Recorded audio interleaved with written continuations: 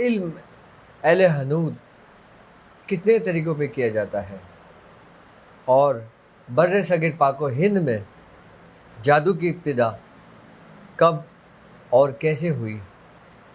Burr सग़ीर पाक व हिंद में सबसे पहले वो जादू का मस्कन कौन सी जगह रही जो आज भी हिंदुस्तान में है, और लूना चमारी कौन है और इसका इस जगह से क्या ताल्लुक़ है। जोगी जो जगह जगह आपको नज़र आते हैं, ये सिलसिला कब और कहाँ से चला, हम आपको बताएंगे आपके हिंदुस्तान की तारीख़। बिस्मिल्लाहिर्रहमानिर्रहीम। अस्सलामु अलैकुम वरहमतुल्लाहि वबरकातुहू। मैं अपने नए आने वाले मुअज़्ज़िज़ मेंबरान को अपने घर में खुशामदीद कहता हूँ और उम्मीद करता हूँ कि आप तमाम लोग खैरियत से होंगे। प्रोग्राम मैथोलॉजी में आपको खुशामदीद एक दफ़ा फिर कहना चाहूँगा, क्योंकि हम इसमें बात कर रहे हैं इल्म अल हनूद पर। इल्म अल हनूद क्या है और कितने तरीक़ों से किया जाता है। इल्म अल हनूद का हिंदुस्तान में सबसे पहला मरकज़ कौन सा शहर था, कौन सा इलाका था, और उस इलाके के जो लोग थे वो क्या करते थे। सबसे पहले मेरे साथ जो लोग रूहानी सफ़र में शामिल हैं, मैं उनसे मुखातिब हूँ और उनसे कुछ कहना चाहूँगा कि ये तमाम बातें आपको बताने का मकसद, ये वाक़यात आपको बताने का मकसद, इनके बारे में आपको बताने का मकसद सिर्फ़ और सिर्फ यही है मेरा कि मेरी वीडियो दुनिया भर में देखी जाती है। सिर्फ पाकिस्तान में ही नहीं, हिंदुस्तान में, यूएस में, बंगाल में, बांग्लादेश में, दुनिया के कई ममालिकों में देखी जाती है। और अल्हम्दुलिल्लाह मेरी वीडियोस, मेरे लेक्चर्स दुनिया की कई ज़ुबान में ट्रांसलेट भी किए जाते हैं, और मैं उन लोगों का भी शुक्रगुज़ार हूँ जो इसमें अपना वक्त देते हैं और जो दिलचस्पी रखते हैं। तो ये तमाम नॉलेज आपको देने का मकसद सिर्फ़ और सिर्फ ये है कि ताकि आप इस इल्म से भी वाक़फ़ियत रखें, क्योंकि मैंने आपसे एक वादा किया था कि जो लोग मेरे साथ इस रूहानी सफ़र में चलेंगे तो मैं इंशाअल्लाह उनको हर उस उलूम से वाक़फ़ियत कराऊँगा जो इस रास्ते में आपको ज़रूरत पड़ेगी। अब लोग कहते हैं कि आपका तो रूहानियत से ताल्लुक़ है, तो आप लोगों को किस तरफ लेकर जा रहे हैं? क्या आप लोगों को गुमराह कर रहे हैं? और आप ऐसा क्यों कर रहे हैं? मेरे वो मुअज़्ज़िज़ लोग जो मुझ पे तनकीद रखते हैं, मुझे खुशी है इस बात की कि लोग मुझे सुनते हैं, मुझे देखते हैं, मेरी हर बात को नोट करते हैं। मेरे पास काफ़ी मैसेज भी आए इस मुताल्लिक़। ये सब कुछ आपको बताने का मकसद सिर्फ़ और सिर्फ ये है कि आप मेरे साथ एक सफ़र में चल रहे हैं। इसकी मिसाल मैं आपको ऐसे दूँ कि जैसे आप एक मोटरवे पे सफ़र कर रहे हैं। अभी तो आप मेरे साथ सफ़र कर रहे हैं, फिर आपने अकेले भी सफ़र करना होगा। जब आप मेरे साथ सफ़र में शामिल हैं तो मैं आपको हर जगह ये बात बताऊंगा कि मोटरवे पे कितने किलोमीटर के बाद कौन सा इंटरचेंज आता है, और जब आप इंटरचेंज पे उतरते हो तो वहाँ पे कितने गड्ढे हैं, वहाँ पे कितने मामलात हैं, वहाँ पे आपको रुकना है या नहीं रुकना, वहाँ पे आपको निकल जाना है या नहीं निकलना। ये सब मैं आपको उसी वक्त बताऊंगा ना जब आप मेरी बात समझेंगे। अब अल्लाह न करे आपने ये रास्ता नहीं देखा हो और आप स्पीड में जा रहे हो और कोई खड्डा बीच में आ जाता है तो क्या होगा? आपका एक्सीडेंट,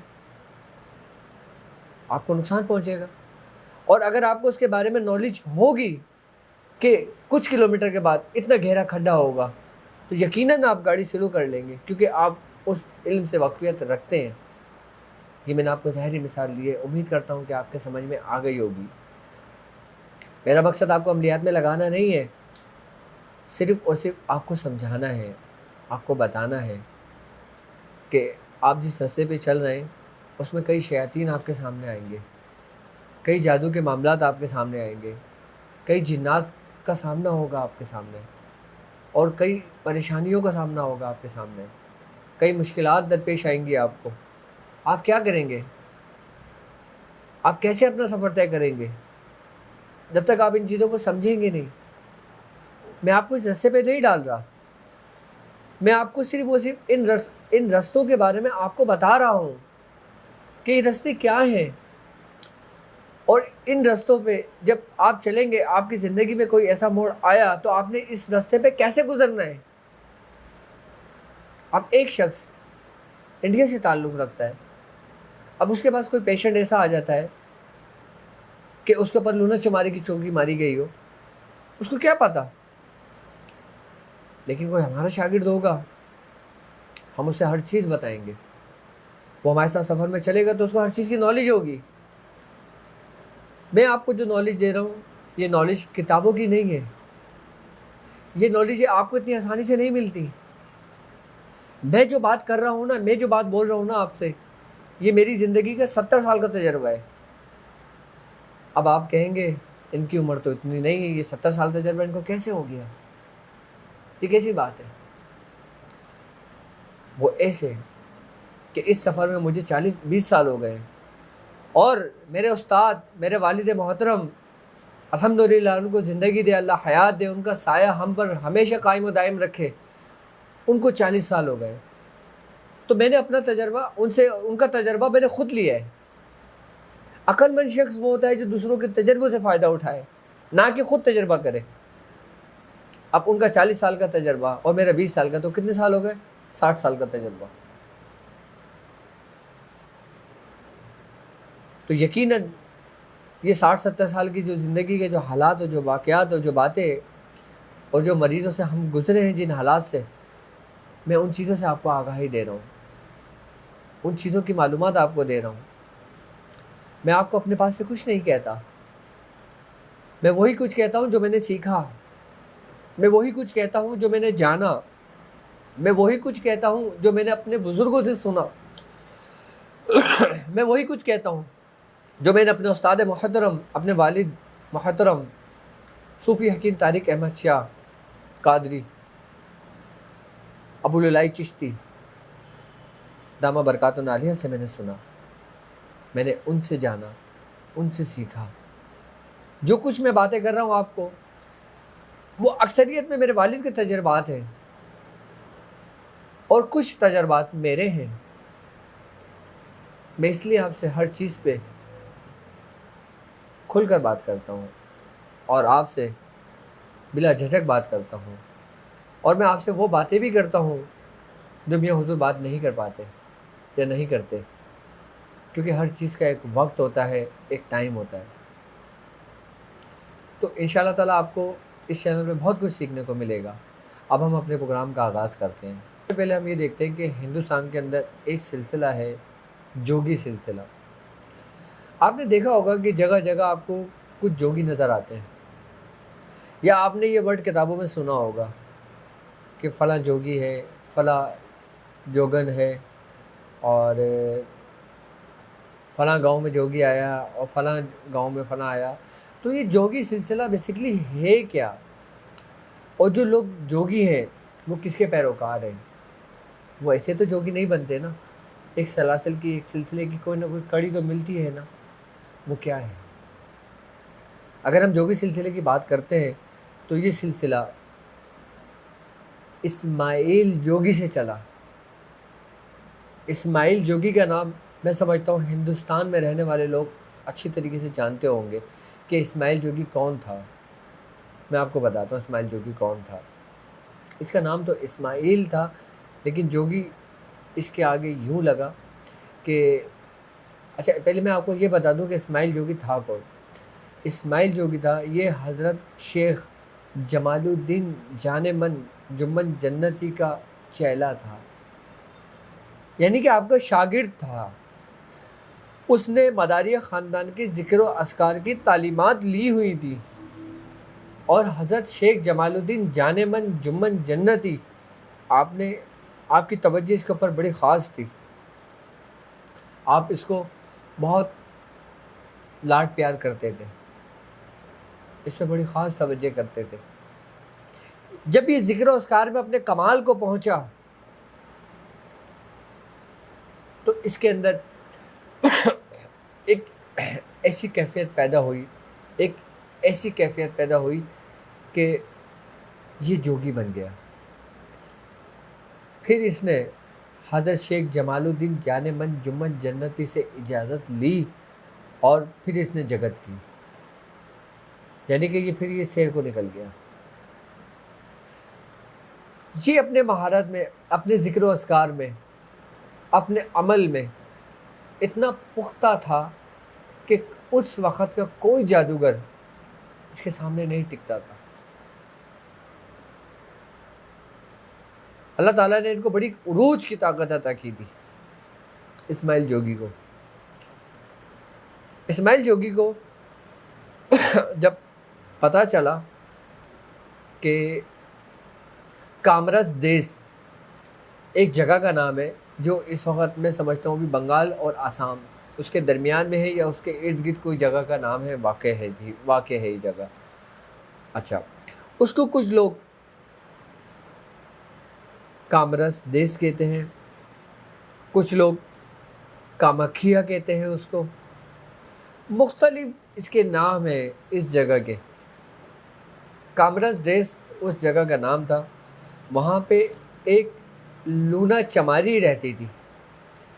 लूना चमारी बेसिकली एक जादूगरनी थी और ये एक ऐसी जादूगरनी थी कि जब ये किसी पे वार करती ना तो वो कभी भी खाली नहीं लौटता। जब इस्माइल जोगी को लूना चमारी के बारे में पता चला कि कामरस देश में कोई एक ऐसी औरत, एक सी लड़की है, ये लड़की थी लूना चमारी और इंतहाई खूबसूरत थी, इसको खूबसूरती में कमाल हासिल था। जब इस्माइल जोगी को पता चला कि हिंदुस्तान में कामरस देश में कोई लूना चमारी रहती है तो ये इसके मुकाबले के लिए गया था। जब ये कामरस देश पहुंचा इस्माइल जोगी, जब इसका सामना लूना चमारी से हुआ तो जी वो जादू वादू तो सब गया, ये उस पर आशिक हो गए इस्माइल जोगी, क्योंकि लूना चमारी बहुत ज़्यादा खूबसूरत थी, इंतहाई हद की खूबसूरत थी। उसकी खूबसूरती के सहर ने इस्माइल जोगी को जकड़ लिया, उसको अपने बस में कर लिया। अब वो इस्माइल जोगी जो एक रियासत का मालिक, उसको अपने फ़न में कमाल, रूहानियत में कमाल, अमलियात में कमाल हासिल था। अब वो साहब किसके इश्क के चक्कर में पड़ गए? लूना चमारी के। और लूना चमारी के बारे में कहा जाता है कि ये इंतहाई ख़तरनाक जादूगरनी थी। लूना चमारी के जो जादू के असरात थे वो तो इस्माइल जोगी का कुछ बिगाड़ न सके, लेकिन औरत का हुस्न बड़े बड़े जादूगरों को और बड़े बड़े कामिलीन को तबाह व बर्बाद कर देती है, क्योंकि शैतान का सबसे ख़तरनाक जो वार होता है वो औरत का हुस्न होता है। तो इस्माइल जोगी इनके इश्क में पड़ गए और फिर वो कामरस देश में ही क़याम पज़ीर हो गए। अच्छा, कुछ गुरु का कहना ये था कि इस्माइल जोगी जो थे वो मुर्तिद हो गए थे, यानी कि जो उनके जो शेख थे हज़रत शेख जमालुद्दीन जाने मन जुम्मन जन्नती, उनका रास्ता छोड़ दिया था, फिर वो लूना चमारी के उसमें पड़ गए थे। अच्छा, कुछ लोग कहते हैं कि नहीं, ऐसा नहीं था, आप अपने ज़िक्र व अस्कार ही लोगों को तालीम किया करते थे, लेकिन इश्क तो इश्क है, वो किसी को नहीं बख्शता, लेकिन वो उसके इश्क के चक्कर में थे। अब इस्माइल जोगी कामरस देश में चला गया, जहाँ पे आपने सुना होगा कामाख्या देवी, वहाँ पे उसका एक बहुत बड़ा मंदिर आज भी कायम है, ये भी एक देवी है। अच्छा, अब जो लोग इस्माइल जोगी के पास आते, इस्माइल जोगी उनकी तालीम और तरबियत करता, उनको ज़िक्र व अस्कार देता। अच्छा, कुछ लोग कहते हैं कि लूना चमारी और इस्माइल जोगी ये दोनों साथ साथ रहा करते थे। कुछ लोग कहते थे कि इन्होंने उससे शादी कर ली थी, और कुछ गिरोह कहता है कि नहीं, शादी नहीं की थी, ना कि इनकी कोई औलाद थी, लेकिन ये एक ही गांव में, एक ही बस्ती में, एक ही जगह मौजूद थे।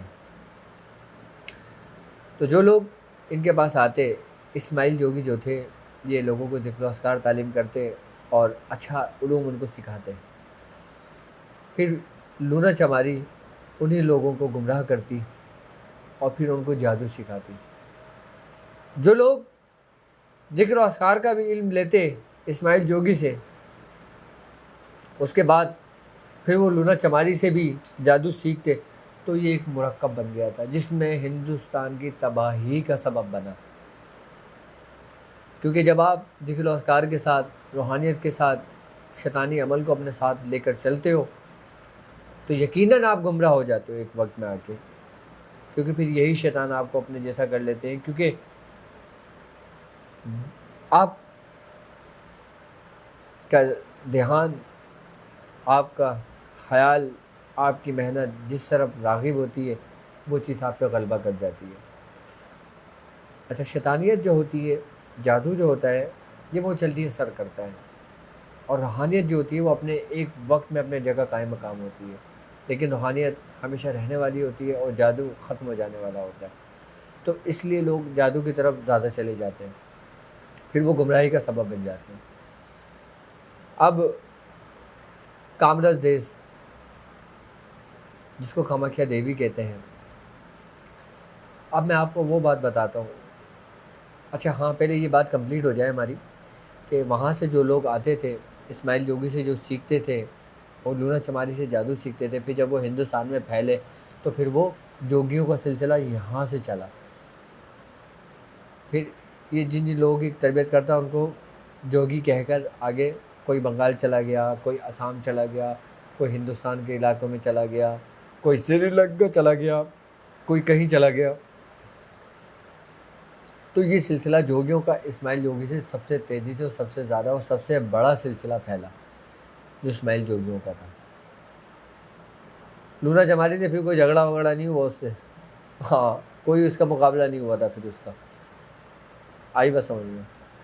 अब हुआ फिर कामरस देश। अच्छा, कामरस देश का जो जादू है वो इतना क्यों मशहूर था? कहते हैं कि कामरस देश के अंदर जो ना, कम से कम 10 देवियों का राज है।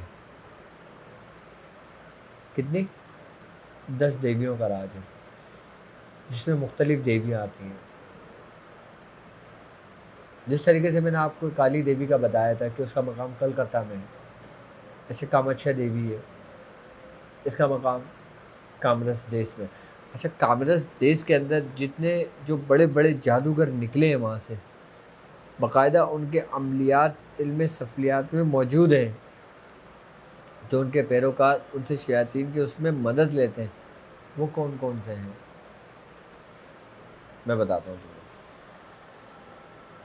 इसी कामरस देश में 64 सहलन निकलती हैं। आई बात समझ में? 64 सहलन ये वो है कि जिनकी लूना चमारी ने तरबियत करी थी, और ये इंतहाई ख़तरनाक थी। और 300 नहीं 1300 जोगन, कितने? 1300 जोगन, इनका ताल्लुक भी इसी जगह से है, कामरस देश से। जिस तरह से जोगी होता है ना, मर्द अगर कोई जगत लेता है तो वो जोगी कहलाता है, और औरत अगर जगत लेती है तो वो जोगन कहलाती है। जो 1300 जोगन थी और 64 सहलन थी, बड़ी ख़तरनाक है। इनके बाकायदा पूरे पूरे अमलन करते हैं।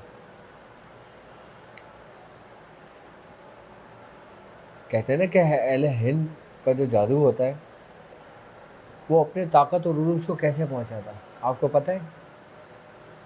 मैं आपको बता दूँ, जब सामरी जादूगर का नाम सुना है ना? कौन सामरी? ये वो सामरी है जो हज़रत मूसा अलैहिस्सलाम का भांजा था। किसका भांजा था?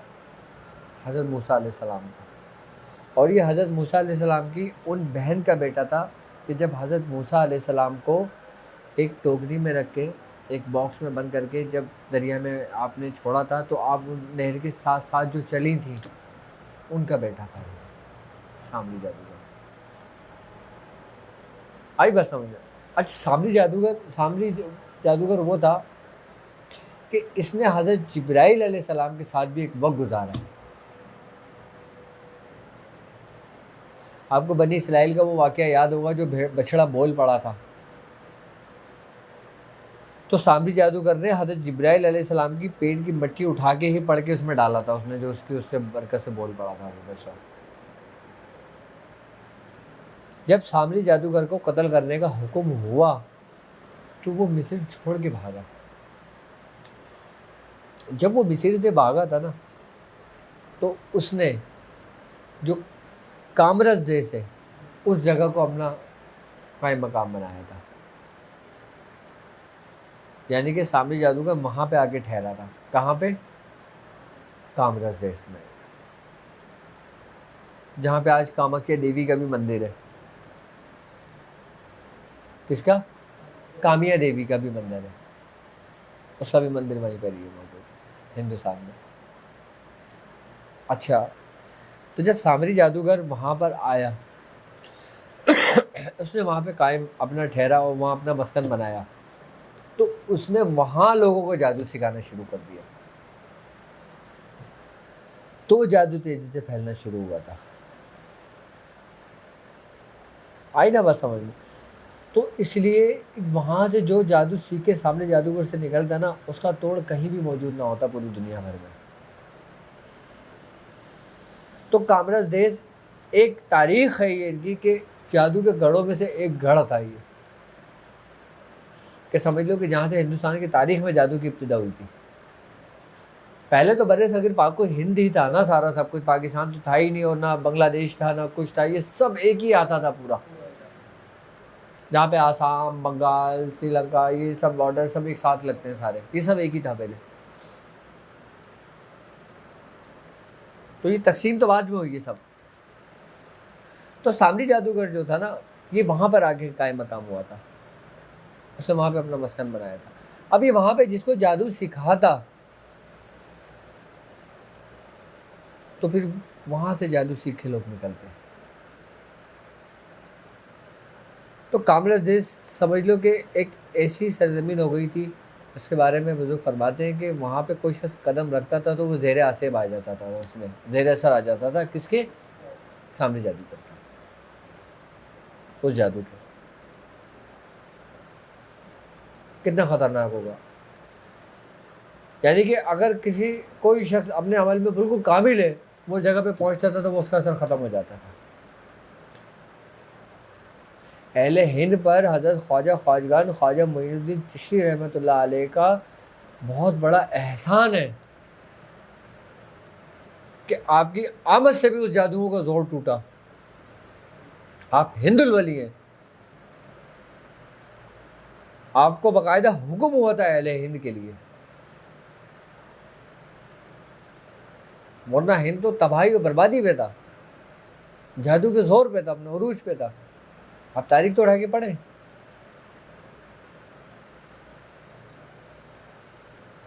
वहां पे जादुओं का जोर हिंदुस्तान में जो टूटा, वो सिर्फ मुसलमानों के मरोने मिन्नत है।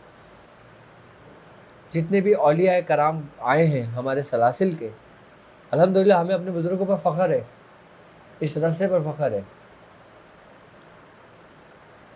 कि इन बुजुर्गों के वसीले से ये रस्ते टूटे, जादू के जोर ख़त्म हुए, टूटे। तो आज हिंदुस्तान में लोग सुकून का सांस लेते हैं। अब ये सीरीज़ जो तुमने शुरू कराई है, मुझे नहीं लगता ख़त्म होने वाली है। इसमें तो बड़े इंटरेस्टिंग अभी प्रोग्राम आएंगे तुम्हारे आगे, तो बड़ी नॉलेज मिलेगी तुम्हें इससे। ये बातें मैंने तकरीबन, मैं समझता हूँ 15 साल के बाद करना शुरू करी होंगी, वरना मैं नहीं करता था लोगों से। वो तो तुम लोगों ने पूछा है अहले हनूद के बारे में, तो मैंने बताना शुरू किया तुम्हें, और तुमने कहाँ फंसा दिया। आई बस समझ में। खैर, अच्छा ठीक है। अब कामरा देश समझ गए होंगे आप कि कितना ज़ेर असर रहा होगा ये जादुओं के सामने जादूगर जैसे शख्स ने वहाँ पे अपना मस्कन बनाया। अच्छा, मैं आपको एक बात बताऊँ, आज भी कामराज देश के अंदर ना एक नहर बहती है, उस नहर का नाम ही सामरी नहर है। उस नहर का नाम ही, वो उसकी याद में नहर का नाम रखा हुआ लोगों ने, सामरी नहर। कामाख्या देवी का एक मंदिर है, आई बस समझ में। तो ये कामराज देश में ही है। मैं एक छोटा सा तुम्हें वाक़या सुना देता हूँ। मियां हुजूर फरमाते हैं कि ये बात है सन 1978 की। मियां हुजूर फरमाते हैं कि एक शख्स मेरे पास आया अपनी बेटी को लेकर। अच्छा, उसकी बेटी, मियां हुजूर फरमाते हैं कि उसकी बेटी थी तकरीबन 13-14 साल की। उसकी आँखें चली गई थी और एक रात में हुआ था उसके साथ ऐसा। अच्छा, जो शख्स लेकर आया था ना, वो शख्स भी कमाल का इल्म, कमाल की नॉलेज रखता था। अब मैं अभी आपको शख्स के बारे में बताऊंगा कि वो कौन शख्स था जो लेकर आया था अपनी बेटी को, और उसकी उस वक़्त उम्र कितनी थी, उसने कामराज देश में कितना वक्त गुजारा, किस तरह गुजारा। पहले आप ये वाक़या सुन लें, फिर मैं उसके बारे में आपको बताता हूँ। मियां हुजूर ने उस बच्ची को देखा, तो मियां हुजूर ने बच्ची को देखने के बाद यही बात कही कि इसके ऊपर कामाख्या देवी का ही असर हुआ है। तुमने क्या किया था ऐसा? कहते हैं मियाँ साहब, ये एक बहुत लंबी कहानी है, ये एक बहुत लंबा वाक़या है। पहले आप मेरी बच्ची के लिए कुछ करें, फिर मैं आपको सब कुछ बताऊंगा। मियां हुजूर फरमाते हैं, मैंने कुछ काम करा, उसका अमल किया, उसकी आँखों के ऊपर से उस कामाख्या देवी को उतारा, और उतारने के बाद उसकी आँखें, उसकी बिनाई आ गई और वो बच्ची ठीक हो गई। ये सब एक ही दिन हुआ है। आई बात समझ में? मियां हुजूर ने फरमाया, जब वो आया, बातचीत हुई, बच्ची उसकी ठीक हो गई। उसी वक्त कामाख्या देवी का मियां हुजूर ने उसका अमल उतारा और बच्ची को तावीज़ पीने को दिया और उसके गले में तावीज़ डाल दिया। मियां हुजूर ने कहा, जाओ ले जाओ, बच्ची ठीक है, और तुम मेरे पास बच्ची को छोड़ कर आओ। जब वो शख्स बच्ची को छोड़ कर आया, उसने फिर बताया मियां हुजूर को कि आज से 70 साल पहले, यानी कि ये बात है 1978 की, यानी कि उस वक़्त उसकी उम्र कम से कम 95 या 90 बरस की थी जब वो आया था। तो उसने बताया कि मैं आर्मी में था और मैं असम की तरफ मेरी ड्यूटी लगी हुई थी। तो उस वक़्त मैं नौजवान था, मैं अपनी ड्यूटी जंगलों में दे रहा था। तो मैंने कुछ हवाओं में कुछ चीज़ों को उड़ते हुए देखा कि ऐसे कि जैसे कोई चादर हो और चादर के चारों कोनों पे कोई मौजूद हो, लेकिन वो मुझे बैठे हुए नज़र नहीं आए, लेकिन वो चादर मुझे उड़ती हुई नज़र आई। वो शख्स कहने लगा कि फिर वो चादर ज़मीन पर आ गई और मुझे ऐसा फील हुआ कि जैसे मुझे किसी ने पकड़ लिया। जब किसी कैदी को लेके जाते ना, एक हाथ यहाँ से पकड़ते हैं, एक हाथ यहाँ से पकड़ते हैं, कह रहा है मुझे किसी ने पकड़ा और मुझे उस चादर पे लेकर आ गए। और कह रहे जब मैं उस चादर पे मैंने पैर रखा, फिर मुझे होश नहीं था। मुझे इतना ज़रूर महसूस हुआ था कि चादर हवा में मुहल्लिक हुई है और हवा में उड़ी है और हवा का झोंका मेरे ऊपर आ रहा है और मैं बेहोश हो गया। इतना मुझे होश था। उसके बाद हुआ ये कि वो ये कहता है कि फिर जब मेरी आँख खुली तो मैं क्या देखता हूँ कि मैं एक खो में हूँ, यानी कि गार, कोई पहाड़ जैसी कोई जगह है, वो गार है, वहाँ पे हूँ। और वहाँ पे एक बूढ़ी औरत है, और बूढ़ी औरत, उसका हुलिया इतना गंदा था, इतना गंदा था कि जिसकी कोई हद नहीं। कहने लगी, मैंने उसको देखा, मैंने कहा यहाँ से बचने का कोई रास्ता तो है नहीं, लगता है मुझे ये मार देगी। अब हुआ ये कि वो थी जादूगरनी। क्या थी? जादूगरनी थी। अच्छा, उन्होंने इसका इस्तेमाल किया अपने जादू में। उसका जादू में इस्तेमाल कैसे किया? तुमने देखा होगा कोलू पे बेल चलता है, आई ना बात समझ में? तो इसको क्या उस औरत ने जादू के जोर पे बैल बना दिया था।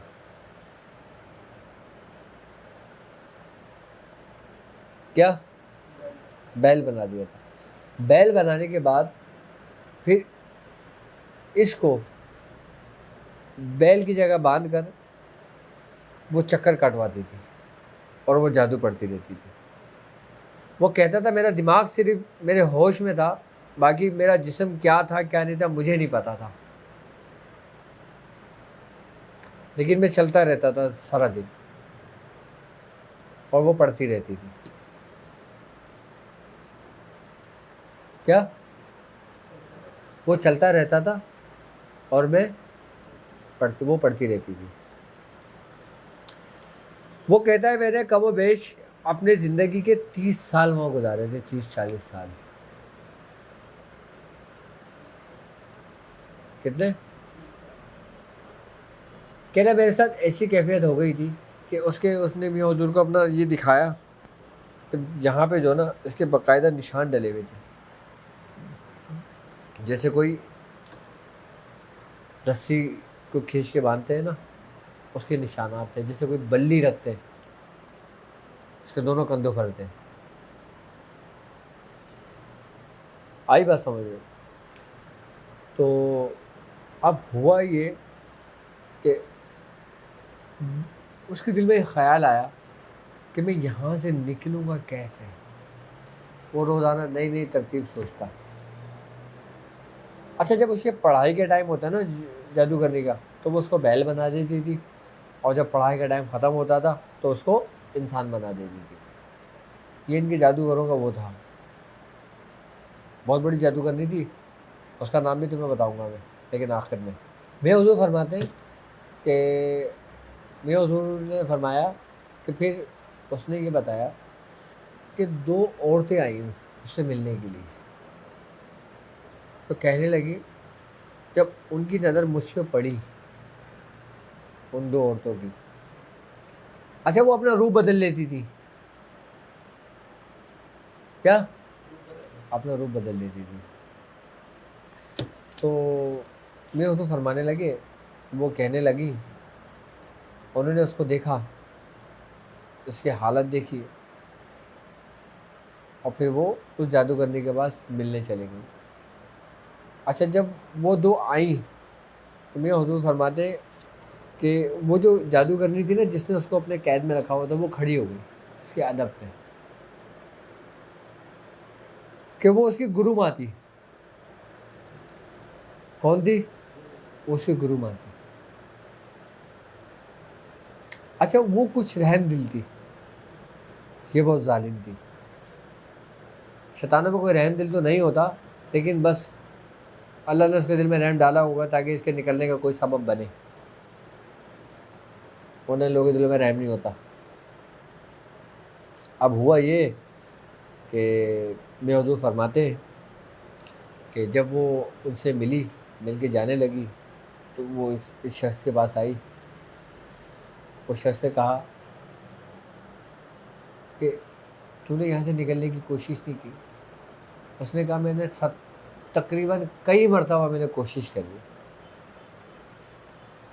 मैं निकलता हूँ और रात भर में भागता रहता हूँ। जब सुबह होती है तो मैं उसी जगह पर खड़ा होता हूँ।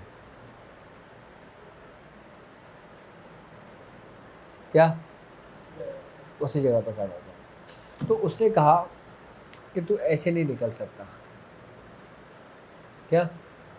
ये पूरा एरिया इसके जादू के असर में है। तो एक काम कर, ये जो गुरु है ना, बड़ी जालिम है, मैं जानती हूँ उसको, ये मेरी शागिर्द है, ये तुझे काम लेगी, तुझे मार देगी। मैं तुझे इसका एक राज बताती हूँ कि तू ये कर कि जब ये जादू करती है ना, इसके पास एक जैसे झाड़ू होती है ना, झाड़ू, ऐसे तिनकों वाली कोई चीज़ है। अच्छा, वो जो तिनके थे ना, वो एक ख़ास लकड़ी के बने हुए थे, वो एक ख़ास लकड़ी के बने हुए थे। वो तिनकों का ना एक गुच्छा था।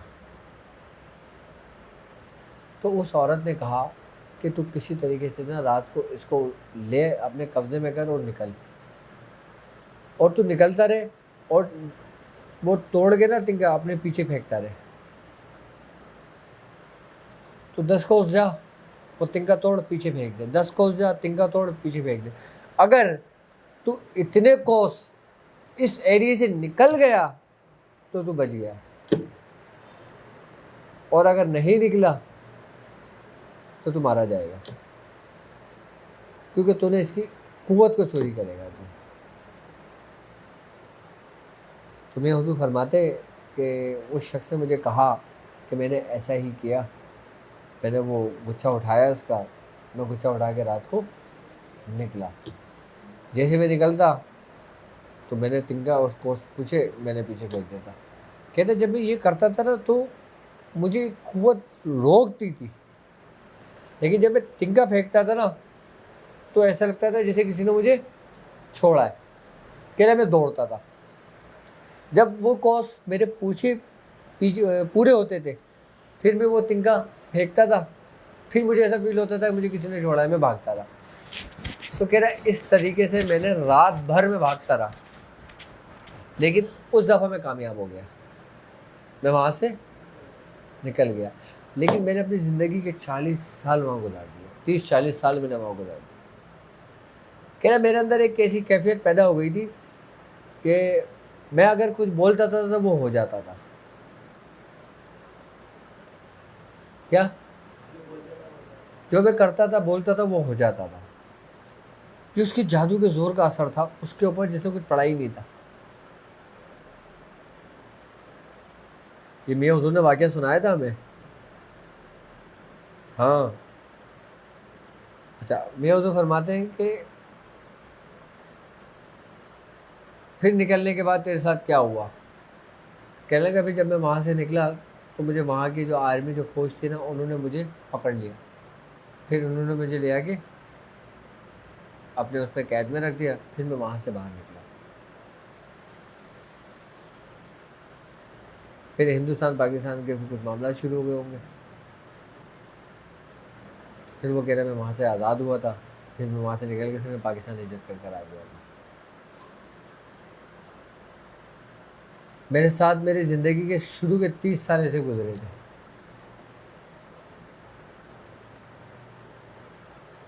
हाँ। अब कैसा था कामराज देश का जादू? और वो जादू करनी भी बड़ी ख़तरनाक थी। ऐसी जादू करनी है तो फिर बाद में कोई लूना चमारी बनती है, तो कोई मंगला चमारी बनती है, तो कोई शीशला चमारी बनती है। जो बड़ी चमारी है ना, वो 4 है। एक लूना चमारी थी, एक मंगला चमारी थी, एक शीशला चमारी थी, चौथे का नाम मेरे जहन से निकल गया। कभी याद आएगा तो मैं बताऊंगा आपको उसके बारे में। लेकिन ये इनका ताल्लुक कामराज देश से ही था, जो हिंदुस्तान का होता।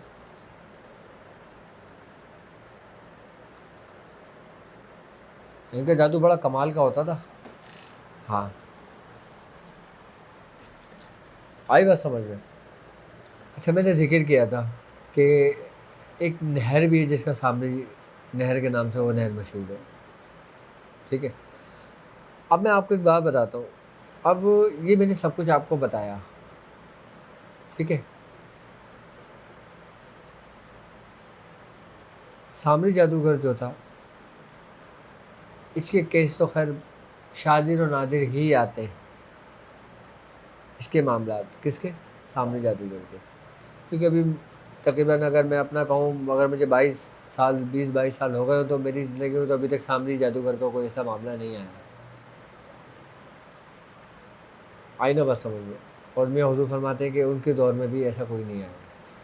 तो ये शादिर और नादिर ही होता है, क्योंकि सामने जो था ना जादूगर, वो समझ लो कि वो मौत है। ये सामने जादूगर जब मरा था ना, तो ये पागल होके मरा था,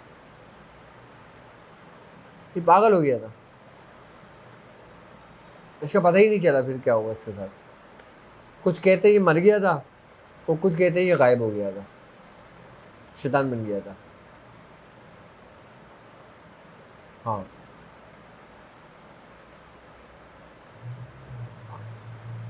अच्छा, मैंने वाकया सुनाया था ना अभी, कौन सा वाला? अभी लड़की वाला। ये तो वाकया पूरा हो गया ना। अच्छा, अब मुझे क्या बताना है? इस्माइल जोगी का भी हो गया, लूना चमारी का भी हो गया, सामरी भी हो गया। अच्छा, हाँ, मैं हाँ मैं लूना चमारी का बताता हूँ आपको कि लूना चमारी का आमिलीन जो अमल करते हैं वो क्यों करते हैं। आई बस समझ में। लूना चमारी का अमल ज़्यादातर किस लिए किया जाता है? लूना चमारी का जो अमल किया जाता है ना, जो आमिलीन अक्सरियत में करते हैं, वो हुब के लिए करते हैं, मोहब्बत के लिए करते हैं। आई बात समझ में। और कहते हैं कि लूना चमारी का एक ख़ास अमल है, अगर कोई शख्स किसी के लिए पढ़ता है ना, तो उसके अंदर मोहब्बत पैदा हो जाती है। आई बात समझ में। और फिर वो गलत रास्ते पे निकल जाता है, क्योंकि शैतानी अमल है ना, और शैतानी अमल तो शैतानी लोगों के लिए, शैतानी काम के लिए होते हैं। इसलिए मैं इस अमल का बात नहीं करता, इसका तोड़ बता देता हूँ। आई ना बस समझ में। उसके असरात लूना चमारी का अगर किसी के ऊपर हुब के लिए अमल किया जाता है या करवाया जाता है, तो उसकी कैफियत ये होती है कि उसका जहन उसके काबू में नहीं होता। आई बात समझ में। और उसके अंदर शहवत का गलबा हो जाता है। आई बात समझ में।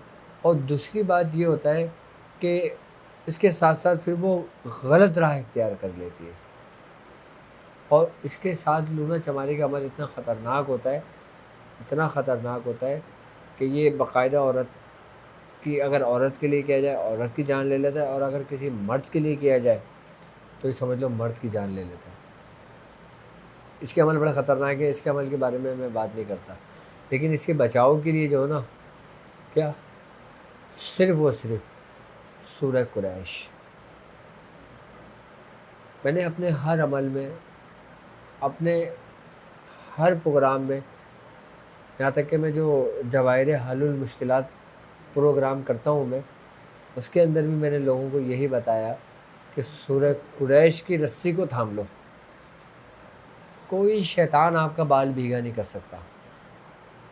बड़े से बड़े देवी देवता, बड़े से बड़े शयातीन, डायन, देव, खबीस, भूत पलीत आपके करीब भी नहीं आ सकते।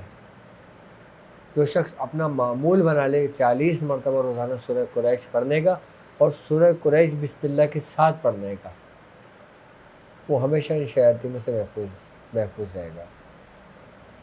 ठीक है। अच्छा, अब इसके लिए मोहनी का अमल किया जाता है।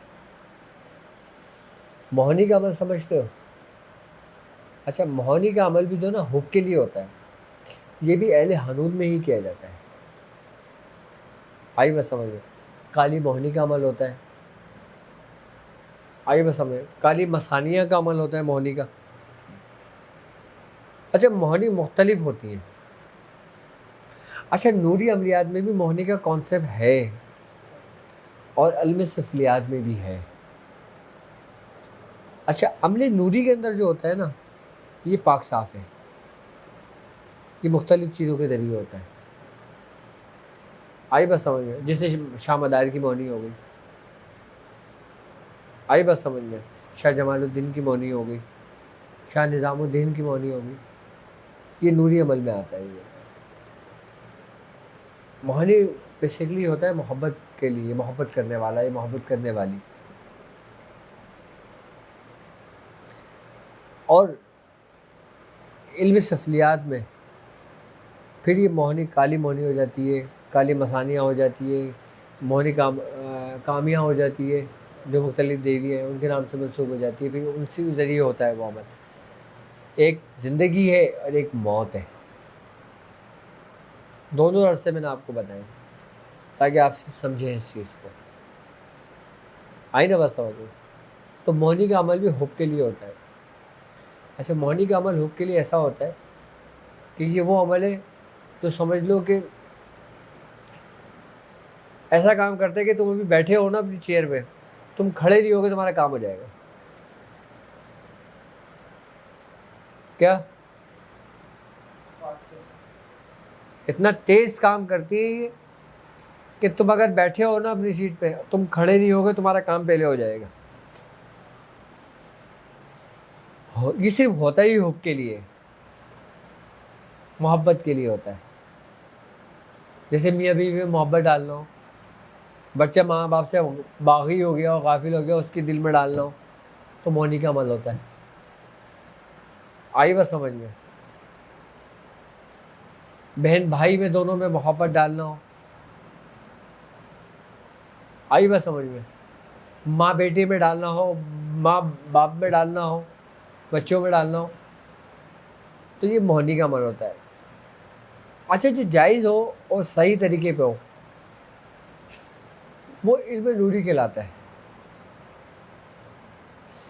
अच्छा, अगर इसका नाजायज़ इस्तेमाल कोई शख्स करता है तो वो उसका ज़िम्मेदार खुद होता है। फिर यही मोहनी जो होती है ना, इंसान को मार देती है। अगर तुम गैर औरत के लिए ये अमल कर देते हो, गैर मर्द के लिए, कि जिसका निकाह ना हो, जिसकी बीवी ना हो, उन दोनों का तो काम हो जाएगा, लेकिन उसका अजाब आमिल के सर आएगा। सिर्फ दुनिया भी ख़राब, उसकी आखिरत भी ख़राब। ये वो काम होते हैं जिनको बुजुर्गान दिन मना फरमाते हैं। वरना हुब के तो ऐसे काम है कि बस कि बंदा खड़ा ना हो काम हो जाए। जायज़ काम हो ना, आप बेफिक्र होकर करो। लेकिन यहाँ तो लोग नाजायज़ काम ना इतनी तेज़ी से उसके पीछे पड़ जाते हैं कि जिसकी कोई हद नहीं, तो ऐसों का अमल ख़राब हो जाता है। हिंदुस्तान के अंदर तुमने देखा होगा बेहयाई वहायत के इन किस्म के जो मामलात होते हैं, आई बात समझ में? तो ये बाकायदा जो इनके जो जोगी होते हैं या जो इनके दूसरे मामलात होते हैं, वो इनसे ये शयातीनी जो मोहनी होती है इनके अमल करवाते हैं।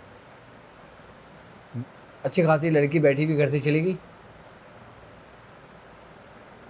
हाँ, अब घर वाले ढूंढे लड़की कहाँ है, पता चला उसके ऊपर मोहनी का अमल हुआ। वो तो अपने हाथ में ही नहीं है ना, चली गई। अब वो शादी करे या गलत इस्तेमाल करे उसका, है तो शैतानी अमल ना। ऐसे बचाव के लिए, ऐसे बचाव के लिए सूरह कुरैश अक्सीर है। अच्छा, जिसके ऊपर जिस घर के अंदर मोहनी का अमल होता है ना, उसकी हिफाजत के लिए मैं एक तरतीब आपको समझा देता हूँ, एक तरीक़ेकार समझा देता हूँ, बता देता हूँ, ताकि आप लोग अपने घर को ना महफूज कर दें। किन से? इन शयातीनी चक्करों, शयातीनी आमिलीन से, अमल से, कि उसका असर आपके बच्चों पे ना हो। अच्छा, ये वो भी कर सकते हैं। कौन? कौन? जिनके बच्चे बागी हो। अब आपने देखा होगा यूके में रहने वाले लोग 18 साल की जब उम्र हो जाती है तो वो आज़ाद हो जाते हैं। फिर वो अपने माँ बाप की नहीं सुनते। माँ बाप उनसे ऊँची आवाज़ नहीं बात करते ना, तो वो कंप्लेन पुलिस को अगर करते हैं तो पुलिस उनको ले जाती है। ये आज़ाद कानून है वहाँ का। अब आप इसका तरीक़ेकार समझ लें। अच्छा, आपने करना ये है कि आपने 5 रंग के धागे लेने हैं, ठीक है। जैसे आप नीला ले लें, लाल ले लें, हरा ले लें, सफ़ेद ले लें और कोई दूसरा कलर ले लें। ऐसे 5 रंग के आपने धागे ले लेने हैं। अच्छा, आप जिस घर में दाखिल होते हैं, जहाँ आप रहते हैं, अब जिस दरवाज़े से आप घर के अंदर दाखिल होते हैं, उस दरवाज़े का जो साइज़ है ना, आप धागे का सिरा वहाँ से पकड़ के उस दरवाज़े के इस साइज़ से पूरा धागा उसके 21 तार खींच लें। कितने? 21 तार खींच लें आप। 21 तार खींचने के बाद आप उसको तोड़ दें। आई बात समझ। अब आपके घर में जितने फ़र्द हों, आपने वो तार खींच लिए, तार खींच के अपने सामने रख लिया। अब आपके घर में जितने फ़र्द हों, अब जैसे मिसाल के तौर पे मियाँ बीवी है और 3 बच्चे हैं, ठीक है। कितने हो गए टोटल? 5। अब आपने करना ये है कि आपने उसके अंदर 5 गिराहें लगानी है। अच्छा, गिराहें आपने इस तरतीब से लगानी है कि आपने सबसे पहले जो सबसे बड़ा हो उसका नाम और उसका माँ का नाम 3 दफ़ा लेना है और फिर इस तरतीब से पढ़ना है आपने कि सूरह कुरैश, क्या? सूरह कुरैश आपने 7 दफ़ा पढ़ना है, उस पर दम करके उसको बांध देना है। इसी तरीके से दूसरी गिरा पर आएंगे, दूसरे का नाम लेंगे, माँ का नाम लेंगे, 7 दफ़ा पढ़ेंगे, गिरा बांध देंगे। इसी तरतीब से पूरे जितने भी घर के फ़र्द होंगे उतनी गिराहें उसमें लगा देंगे। आई बात समझ में? अब लगाने के बाद आपने उसको फ़ोल्ड कर लेना है।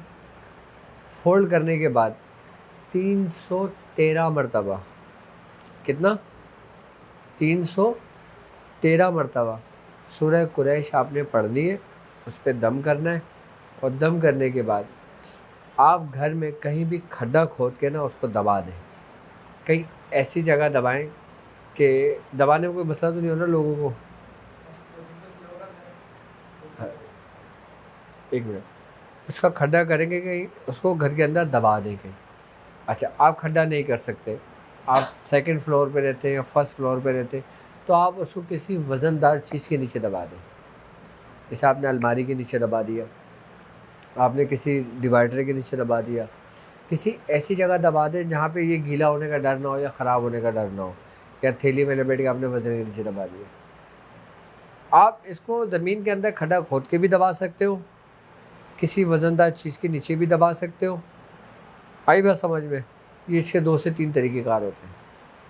इससे ये होगा कि आपके जो रहने वाले घर होंगे ना, वो इसके तमाम शयातीन के शर से महफूज रहेंगे और अमलों से महफूज रहेंगे। और बेसिकली ये जो घर के फ़र्द के लिए बांधा जाता है ना, ये बेसिकली पैर बांधा जाता है। आई बात समझ में? पैर बांधने से मतलब ये होता है कि किसी नाजायज़ काम के लिए, गलत काम के लिए, बुराई के लिए उसका कदम ना उठे। इसलिए ये गिराहें बांध के इसको वज़न के नीचे दबा दिया जाता है। आई बात समझ? तो ये दबा रहे, फिर इससे फिर इंसान महफूज हो जाता है। मैं समझता हूँ अब आपको इस्माइल जोगी के बारे में पता चल गया होगा कि इस्माइल जोगी कौन है, और आपको लूना चमारी के बारे में भी पता चल गया होगा लूना चमारी कौन है, और सामने जादूगर के बारे में तो आप पहले से ही जानते हैं बहुत अच्छी तरीके से। तो अभी ये सिर्फ़ और सिर्फ मैंने अभी आपको अहले हनूद में ही सिर्फ 3 से 4 जो बड़े जादूगर गुजरे हैं, मैंने उनका ज़िक्र किया है अभी आपसे। अभी जादू का ज़िक्र नहीं किया है, उसके बारे में भी बताऊंगा आपको, और जादू की इक़साम वो भी बताऊंगा आपको। कौन सा जादू कैसे होता है और कैसे उसका तोड़ और कैसे उसका उतार होता है वो भी समझाऊंगा आपको। आई बस समझ में? और फिर मैं आपको उन अभी शैतानों का चैप्टर चल रहा है अभी हमारे पास, आई बस समझ में? तो फिर मैं आपको उन शयातीन का भी बताऊंगा जिनका ताल्लुक़ जिन्नात कौम से है, अजिन्ना कौम से। कि उसमें कौन कौन से जिन्नात हैं जो शयातीन हैं और इंतहाई ख़तरनाक है, जो इंतहाई ख़तरनाक है। मैं इंशाअल्लाह ताला उन जिन्नातों के बारे में भी आपको पूरी तफसीलें बताऊंगा और फिर उनके आपको वाक़यात भी बताऊंगा कि वो कैसे शयातीन बने, क्या माजरा हुआ था उनके साथ। अभी जब हमारा ये चैप्टर इंशाअल्लाह ताला मुकम्मल होगा, फिर मैं आपको पाकिस्तान के बारे में बताऊंगा कि पाकिस्तान में कौन कौन सी दायन है और वो कहाँ कहाँ मौजूद है और उनका क्या करैक्टर है, और पाकिस्तान के अंदर सांगड़ में मास्टर लंगड़ा कौन था उसके बारे में भी बताऊंगा। ये वो मास्टर लंगड़ा था कि जिसको मियाँ हुजूर ने शिकस्त दी थी और मियाँ हुजूर इसको लेकर आए थे और मियाँ हुजूर ने इसको अपने पास रखा था। मास्टर लंगड़ा इंतहाई ख़तरनाक जादूगर था जिसका ताल्लुक़ ज़िला सांगड़ से था।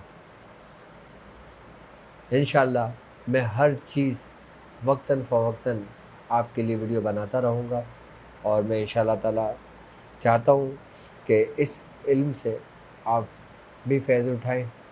और अभी भी मैं इतनी तफ़सीली बात नहीं कर सका, ज़्यादातर टाइम तो हमारे कुछ वाक़यात ने ले लिए। बस आज तबीयत भी मेरी कुछ ठीक नहीं है, नज़ला भी मुस्तकिल हो रहा है, लेकिन बुखार नहीं है, ये अल्लाह का शुक्र है। तो अब मुझे इजाज़त दीजिए, इंशाअल्लाह ताला फिर आपसे मुलाकात होती है इस उससे कि आप अपना बहुत ख्याल रखेंगे और इंशाअल्लाह बहुत ही जल्द मैं इंशाअल्लाह ताला इस सीरीज़ को कंटिन्यू रखूँगा और आपके लिए वक्तन फ़वक्तन वीडियोस बनाता रहूँगा। और अगर आपको किसी के बारे में जानना हो, किसी देवी देवताओं के बारे में नॉलेज चाहिए हो आपको, या आप उसके तोड़ मालूम करना चाहते हो, या किसी शयातीन के बारे में जानना चाहते हो, तो आप कमेंट्स में हमें ज़रूर कीजिएगा। तो मैं इंशाअल्लाह ताला उनके बारे में भी तफ़सीली बताऊँगा आपको। और आप हमें ईमेल भी कर सकते हैं, डिस्क्रिप्शन में ईमेल का लिंक भी मौजूद है। तो इंशाअल्लाह ताला आप जो कहेंगे फिर मैं उस पर वीडियो बनाऊँगा। आप जिसके बारे में जानना चाहते हैं मैं इंशाअल्लाह उसके बारे में वीडियो तफ़सीली समझाऊँगा और उसका फिर आपको इलाज और उसका फिर आपको हल भी बताऊँगा। अब मुझे इजाज़त दीजिए। अस्सलामु अलैकुम व रहमतुल्लाहि व बरकातहू।